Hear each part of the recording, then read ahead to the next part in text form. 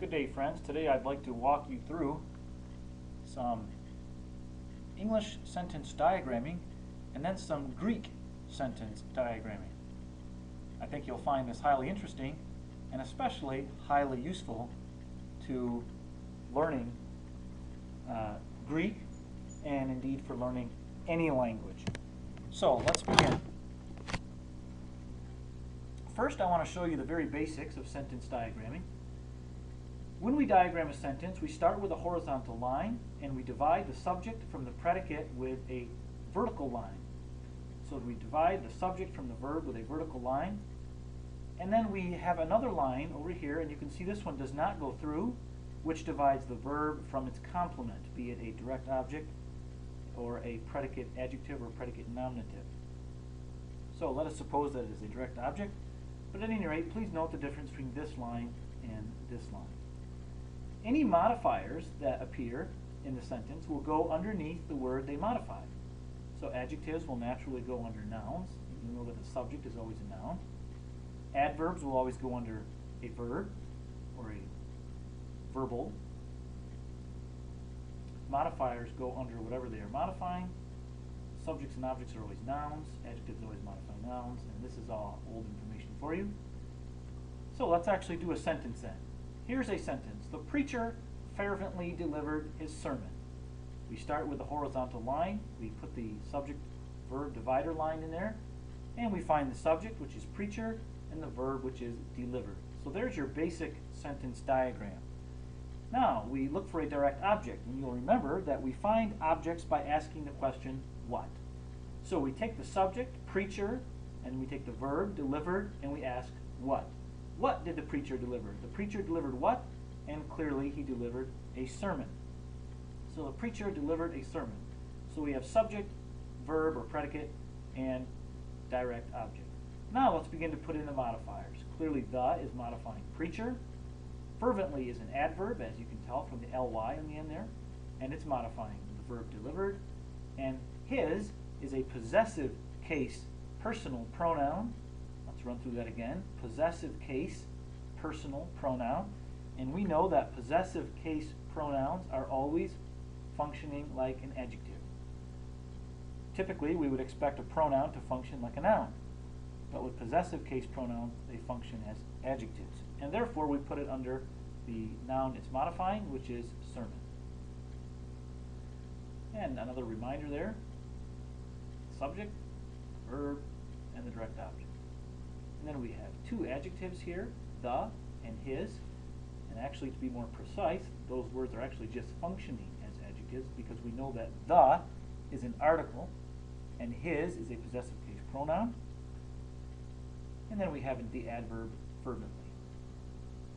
Now, moving to prepositional phrases, we ran under the bridge. Under the bridge is the prepositional phrase. So by now you're used to this. We and ran are the subject and verb. Now to put the prepositional phrase, we have to make this kind of a diagram. And we put the preposition on the slanted line and the object of the preposition on the horizontal line. You'll notice by now that nouns almost always go on a horizontal line. The reason you'll never see a noun on a line on a slanted line is because nouns don't modify anything. So there's our prepositional phrase. Under the bridge, and the is modifying the noun bridge. And recall that prepositional phrases are always either adverbial or adjectival. I believe that applies as well to Greek as to English. Okay, now let's take a look at a gerund. Now a gerund is not something that you would find in Greek. The term is not used in Greek. Nevertheless, the concept you will find in Greek, so we may as well learn it. We start out then again with our normal subject-verb divider, but this time the subject of our sentence is not a word, it is a phrase. It is this phrase, running marathons. So to represent that on a diagram, we make a little platform here that the phrase can sit upon, but notice that it's connected to the subject area of this sentence. Recall that gerunds always function as some kind of noun. This particular gerund is functioning as the subject, but if it was functioning as an object, you would place it over here in the object category. Alright, so let's put the gerund on there then. And when we write the gerund on there, I can't do it exactly on the computer here, but what you typically do is you write it on an angle here. So you kind of have it go down the slanted line there and onto the horizontal line. I tried to represent that by putting it on an angle there. Then this gerund has an object.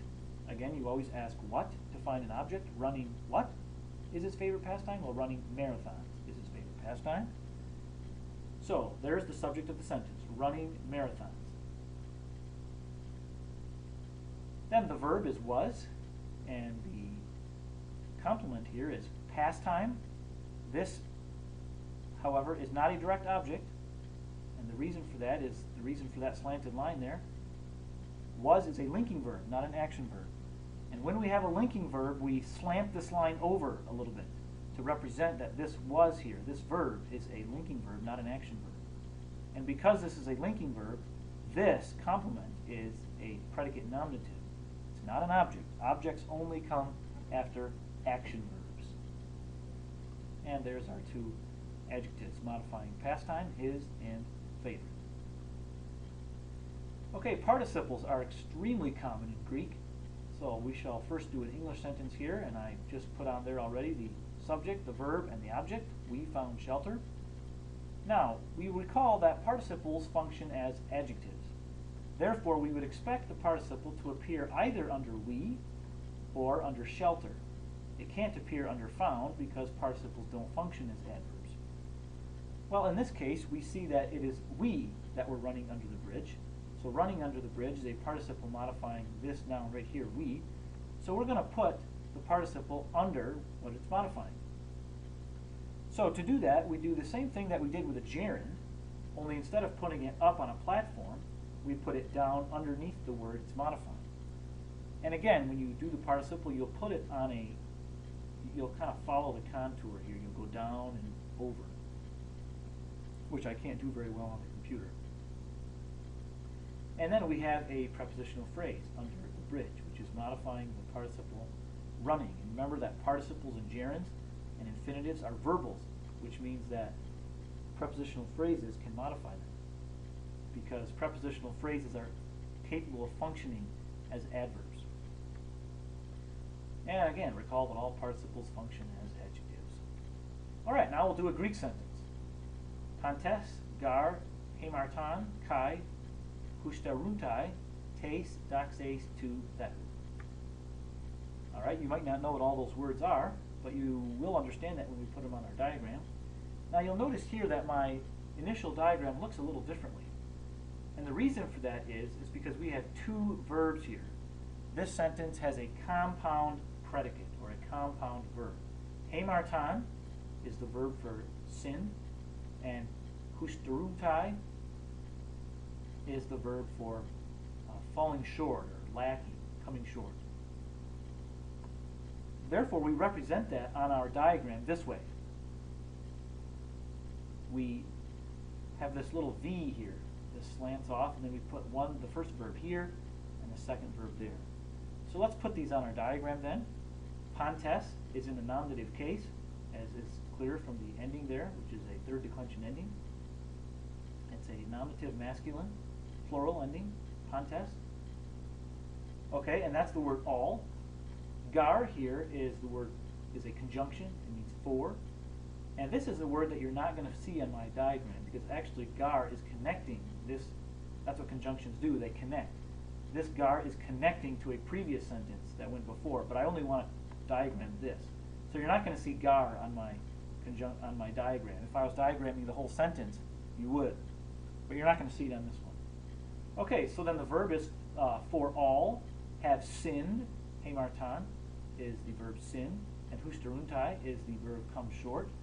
So all have sinned and all have come short.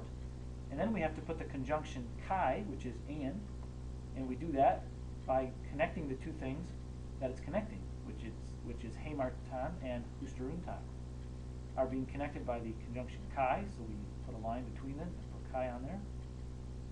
Then we notice that hustaruntai has a object, which is have come short of what?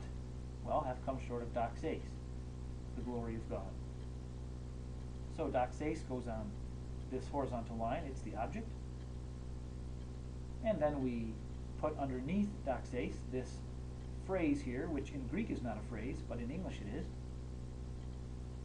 Oh, first we have to put the article, tes, which goes under doxase. Some of you might wonder why doxase is genitive. If it's genitive, how can it be the direct object? Well, some verbs in Greek take their direct object in the genitive case, and this is an example of that. So this is unusual. You would not normally expect doxase to be the direct object of a verb, but it is in this case. And then we have to put tu thetu on there. And in English, that's a prepositional phrase. In Greek, it's just a noun, but that's what the genitive case does. It generally represents possession, among other things. So what I'm going to do here is put the article under the word it modifies, which is thetu, and there's the article. And then since we don't have a preposition, we just represent it with an X, because we understand in English to be an of there. So all have sinned and come short of the glory of God.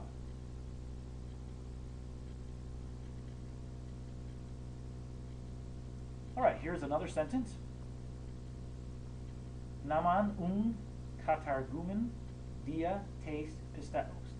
And then the rest of this sentence here, me genoita ala naman histanamen, I'm not going to put on the diagram. I'm just going to diagram the large black sentence here. Okay, so there's my diagram. There's the verb. And the subject is not here in the sentence explicitly. It's inside this verb, which you'll recall Greek can do, right? Because this is a first person plural verb, and therefore the verb is understood in English to be we. But we represent that here, the subject, as an X, because the verb, or the subject, is inside this verb. We. Okay, and katargumen is, we nullify, or do we strike down, or condemn, or whatever, the law, which is in the accusative case. Therefore, it's going to be the direct object. And this is a question, actually. Therefore, which is another conjunction, and therefore you're not going to see it on my diagram. Therefore, do we nullify the law through faith? Dia, through, and tes pisteos, faith. So we put the prepositional phrase under the word it modifies. However, when we ask ourselves, what word is this modifying? We have a problem. Now we know that adjectives modify nouns. And adjectives generally answer three questions. How many, what kind, and which one? Now this prepositional phrase, dia tes pisteos, does not seem in any way to modify naman. It certainly isn't telling you how many or what kind. It's not the law of faith or which one. And therefore we know that this is an incorrect diagram, because dia tes pisteos is under the wrong word. It's not modifying naman. So let's get rid of that. And let's assume that maybe this prepositional phrase is adverbial, and that it's modifying katargumen. Now we know that adverbs generally answer four questions: how, when, where, and why. And in this verse, in this context, we can see that this is now correct. Do we nullify the law through the faith? And to paraphrase this, you could say something like, do we nullify the law when we preach faith? In other words, when we preach faith as the only condition for justification before God. This is from Romans, of course, Romans 3, the last verse, whatever it is, verse 31 or something like that. So there's the diagram then for this sentence.